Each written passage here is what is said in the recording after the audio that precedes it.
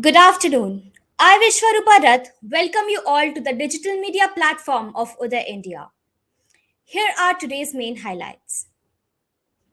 Veteran congressman and former union minister Ghulam Nabi Azad announced his resignation from the party after more than 50 years and criticized Rahul Gandhi for his childish behavior, glaring immaturity, and for allowing a coterie of untrained sycophants to rule the party. The Congress's loss in 2014 national election was a turning point for the party, which has since struggled to win elections, and he laid the responsibility for it on her son Rahul in a scathing resignation letter to Sonia Gandhi. He stated that Congress was completely wrecked and had passed the point of no returns and criticized the remote control model in which Sonia Gandhi is only a nominal figurehead. And Rahul Gandhi, or worse, his security guards and bodyguards, make crucial choices. Prime Minister Narendra Modi will pay a 2 day visit to Gujarat on 27th and 28th August. During the visit, he will inaugurate several projects at Ahmedabad, Gandhinagar, and Kutch. On the first day of his visit, Prime Minister Narendra Modi will participate in Khadi Utsav at Sabarmati Riverfront in Ahmedabad and address the weavers on the occasion. Thousands of weavers from across the state will weave the spinning wheel together at the event. Next day, the PM inaugurates and perform groundbreaking ceremonies for various projects in Kutch, including Smruti Van, which is a memorial built atop the Bhujio Hill near Bhuj in memory of victims of 2001 Gujarat earthquake. The Supreme Court today called for an expert committee and an all party meeting to discuss the issue of freebies. A petition had sought the deregistration of political parties who offer freebies during and after elections. Chief Justice N.V. Ramana said there can be no denying the fact that in electoral democracy, the true power lies with electorate. Justice N.V. Ramana delivered rulings in 5 cases on his last day as Chief Justice of India before retiring, including the PIL seeking to outlaw election freebies, the 2007 Gorakhpur riot case, the Karnataka mining case, the Rajasthan mining lease issue, and the liquidization rules under the bankruptcy law. Ramana's court ceremonial bench hearings were streamed live for the first time in Supreme Court history. The bench was chaired by CJI Ramana with CJI designate Justice UU Lalit and Justice Hima Kohli on the last day of his work. Senior advocate Dushyant Dave broke into tears while bidding farewell to CJI NV Ramana today.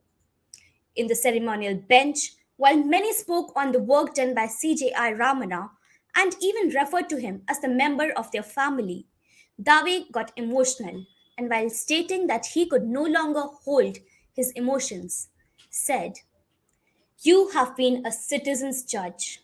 I cannot hold back my emotions today. You performed your duty with a spine. You upheld the rights. You upheld the Constitution. You maintained a system of checks and balances. You are leaving the court in great hands of Justice Lalit and Justice Kohli. We will miss you."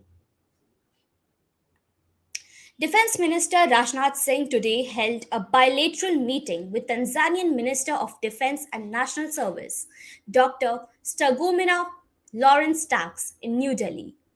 After the meeting, Defense Minister Rajnath Singh said there is immense scope to boost defense and military to military cooperation between both countries. He expressed confidence that India Tanzania partnership will continue to grow over the coming decades, taking the bilateral relations to a greater height. He said both the leaders reviewed the full range of India Tanzania defense ties. Mr. Singh said India and Tanzania share the same strategic space, and India considers Tanzania as a major Western Indian Ocean player. Earlier, Defense Minister Rajnath Singh received Tanzanian Minister of Defense and National Services, Dr. Stergomena Lawrence Tax. Dr. Stergomena Lawrence Tax inspected the Tri-Service Guard of Honor. She also laid wreath and paid homage to the fallen heroes at the National War Memorial in New Delhi. The Election Commission of India has submitted its reports to Governor of Jharkhand, Ramesh Bais, on the Office of Profit case of Chief Minister Hemant Soren. Governor Ramesh Bais is likely to take a decision on this case today. Political stir has increased in the state of after Governor Ramesh Bais returned to Ranchi yesterday. Official sources have confirmed that copy of judgment has reached Raj Bhavan. Sources in the Governor House have confirmed that Governor Ramesh Bais has been studying the EC report and seeking legal advice on the case. Senior bureaucrats have also been approached by the Governor House on this matter. Jharkhand CM Hemant Soren has called a meeting of UPA MLAs at his residence in Ranchi today amid recent political developments in the state. Meanwhile, CM Soren had dismissed reports of receiving any communication from ECI or governor on his disqualification as an MLA in Office of Profit matter. Union Finance Minister Nirmala Sitharaman met Deputy Treasury Secretary USA Wally Adeyemo in New Delhi today. The two sides exchanged views on global economic and financial sector issues. In a tweet, the Ministry of Finance said that both the leaders discussed India's G20 presidency in 2023, as well as areas of cooperation for continued and enhanced India USA partnership. The Cabinet Committee on Economic Affairs has given its consent to change the policy that exempts wheat flour from the export prohibition in order to reduce the growing prices of wheat flour and ensure food security for most disadvantaged segments of the society. This will make it possible to impose a limit on the export of wheat flour. The world's wheat supply chain has been affected by the conflict between Russia and Ukraine, the two main wheat exporters, which has raised demand for Indian wheat. Home Minister Amit Shah conducted a review meeting on security situation in Jammu and Kashmir yesterday in New Delhi. He examined the security grid's operation and different steps taken in recent years to lessen instances of terrorism. The Home Minister urged security forces to carry out coordinated counterterrorism operations that have been meticulously and carefully prepared to eradicate terrorists. Security personnel should work to make the border and the LOC impregnable, he stressed. Mr. Shah predicted that the people of Jammu and Kashmir would successfully defeat the proxy war with the aid of security forces if there was no longer a concern about the flow of terrorists, weapons, and ammunition across international borders. Delhi Assembly Deputy Speaker Rakhi Birla marshalled out BJP MLAs for entire day of special session over video recording by party legislators today.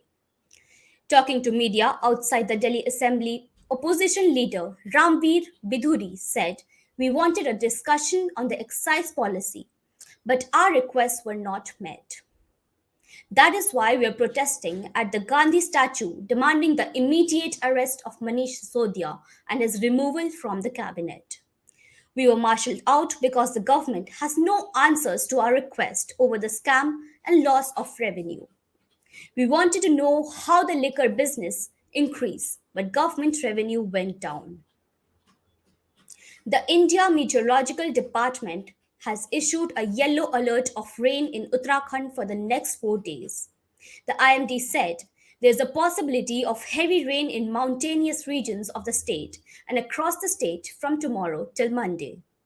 In view of yellow warning, the administration and SDRF has been alerted and mobilized all necessary resources to deal with any possibility of natural calamity.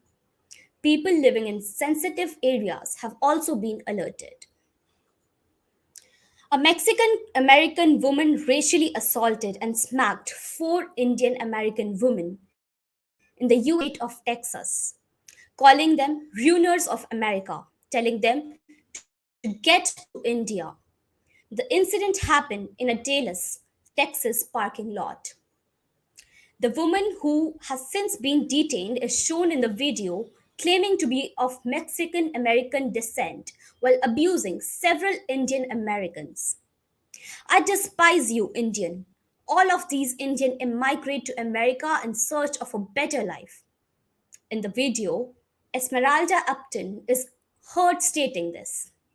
She continues by calling the four Indian American women, "You Indians are everywhere," in reaction to the Chinese government's decision to suspend some flights operated by US carriers due to COVID 19 instances. The US government announced that it would halt 26 flights operated by four Chinese carriers from the United States to China, beginning on September 5 and continuing until September 28.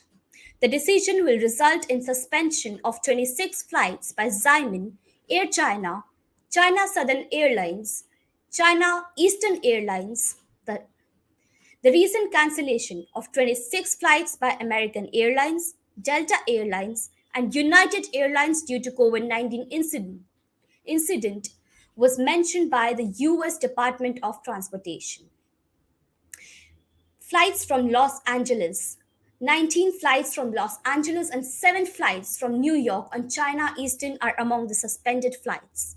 The Chinese embassy in Washington declined to react right away. Airports Authority of India and Sweden's LFV Air Navigation Services have joined hands for developing and operationalizing the next generation sustainable aviation technology to explore smart aviation solutions. AAI and Sweden's LFV signed a memorandum of understanding today in New Delhi in this regard. The Civil Aviation Ministry informed that MOU will pave the way for bilateral exchange of aviation knowledge, expertise, and technology transfer between the two countries. It will also allow the Indian companies to accelerate growth while leveraging Swedish innovations and expertise. MOU aims to expand technical cooperation in airports and support the development of a safe, secure, sustainable, and efficient aviation sector. On the occasion, Chairman of Airports Authority of India, Sanjeev Kumar, expressed confidence that the mutual exchange in civil aviation between AAI and LFP Sweden will go a long way in building and operationalization of next generation smart and sustainable aviation technology. The pair of Satvik Sairaj Rankireddy and Chirag Shetty entered the semi-finals, while HS Pranoy lost to Zhao Jinping of China in the men's single quarter final match at BWF World Championship 2022 on Friday.